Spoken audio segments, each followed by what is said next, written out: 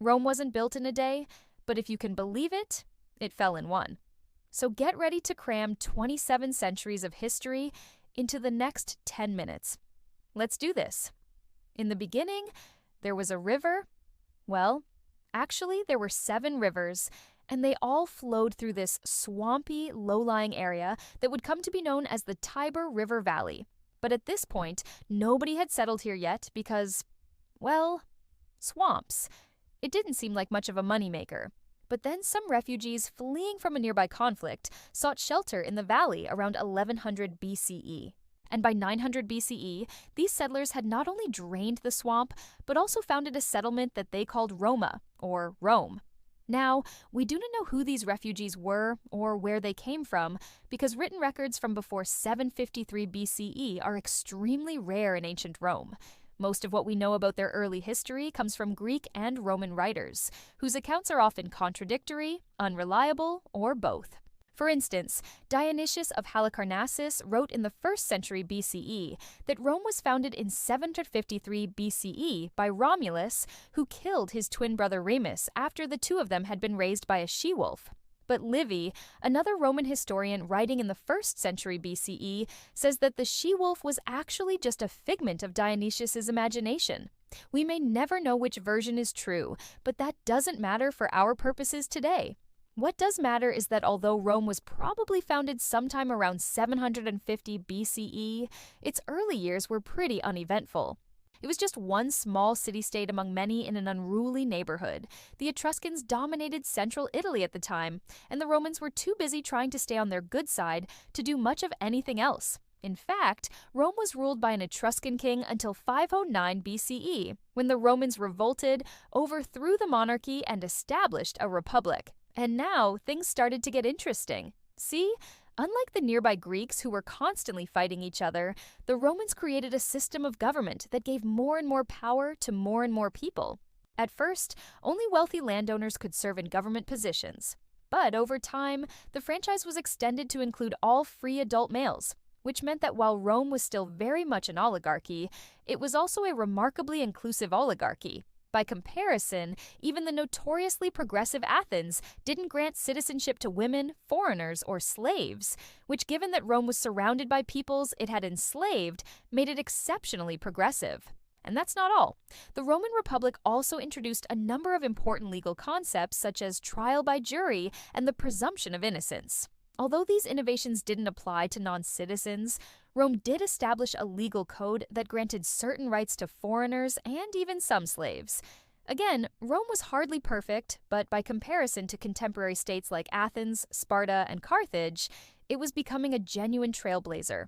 And it wasn't just politically that Rome excelled. Its military was something else entirely. Now again, other Italian states existed before Rome, but none of them developed a military like Rome's, which grew from a ragtag collection of citizen soldiers into one of the largest standing armies in the ancient world.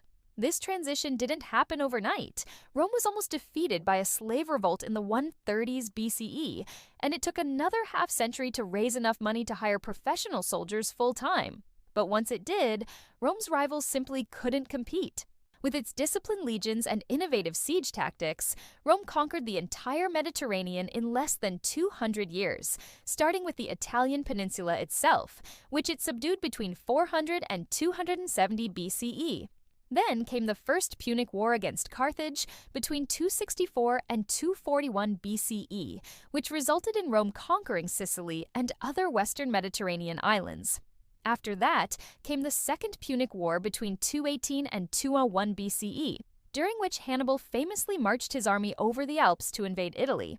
But even he couldn't stop Rome's relentless war machine. Rome won the war and acquired territories in Spain and the Balkans. But it didn't stop there. It went to war with the Greek kingdoms in the east, defeating them in the Macedonian Wars between 200 and 168 BCE and incorporating Greece into its empire. By the late 2nd century BCE, Rome was so powerful that it fought and won a war against the Seleucid Empire to secure its eastern borders. And soon after, it defeated the last of its major rivals, the Egyptian Ptolemaic Kingdom, acquiring control of the eastern Mediterranean coast and making Cleopatra's lover, Mark Antony, triumvir of the East. By this point, though, the Roman Republic was in serious trouble. You see, the Senate, which had once been a relatively powerless advisory body, had gradually gained more and more authority as the Republic grew, much to the chagrin of the popular leaders. Tensions between the two groups had finally boiled over in the late 1st century BCE, resulting in civil wars and the rise of Julius Caesar. But after his assassination in 44 BCE, the Roman Republic never recovered.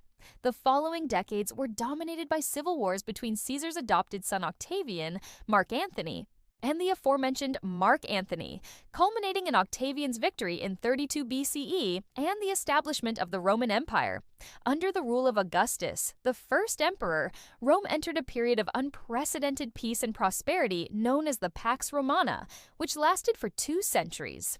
During this time, trade flourished, cities grew, and infrastructure improved dramatically. Under Augustus, the Forum was rebuilt and the Pantheon constructed.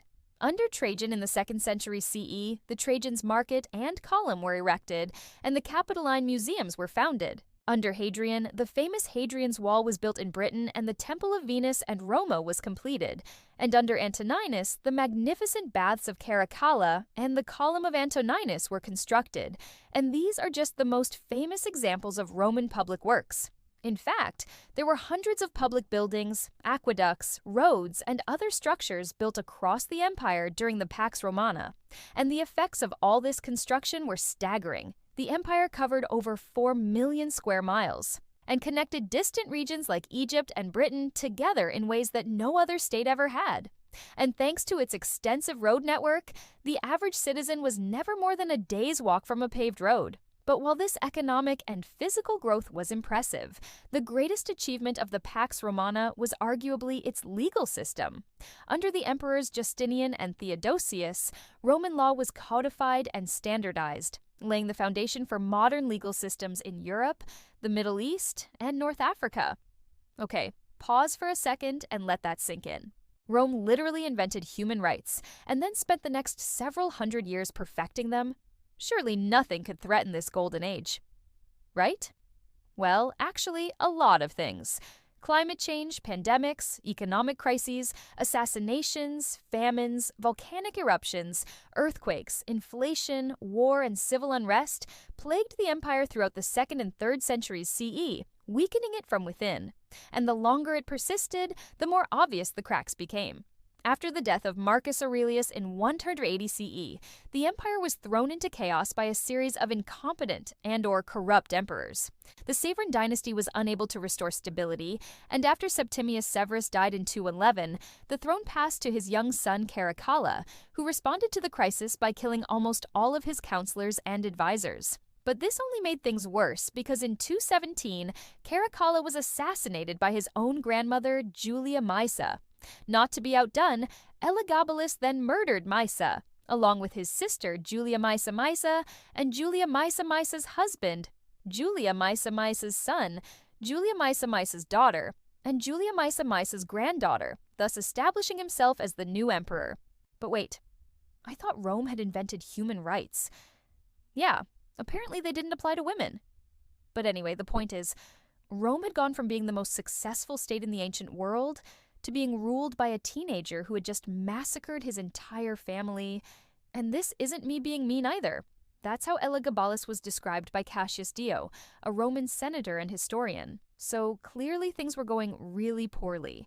And while Elagabalus did eventually grow out of his teenage angst phase and go on to accomplish some great things, like building the magnificent Elagabalus baths, he also accomplished some terrible things, like invading Parthia, losing a third of his army, and dying of malaria at the age of 18.